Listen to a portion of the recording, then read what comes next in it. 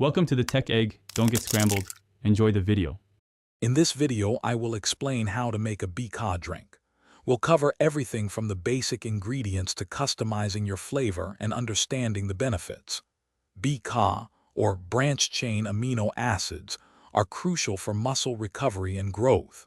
Making your own drink is super simple and ensures you get the most out of your workouts. Let's get started with the essentials you'll need. Now let's mix it up. First, add your BCAA powder to a shaker bottle or a regular glass. Most scoops are designed for a single serving, usually around 5 to 7 grams.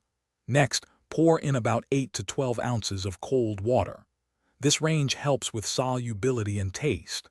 Finally, if using a shaker, secure the lid and shake for about 10 to 15 seconds, or stir well with a spoon until fully dissolved. Want to make your BCAA drink even better? You can easily customize it. If you prefer a stronger flavor, use less water, perhaps 6 to 8 ounces. For a milder taste, add more water, up to 16 ounces.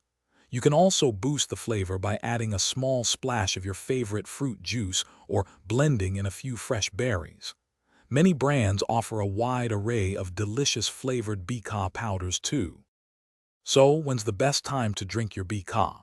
You can enjoy them before, during, or after your workout. Many people find drinking them during exercise helps maintain energy and reduce fatigue. The key benefits include reducing muscle soreness, improving endurance, and supporting muscle protein synthesis, which is vital for recovery and growth. Incorporating BCAA into your routine can significantly enhance your fitness journey.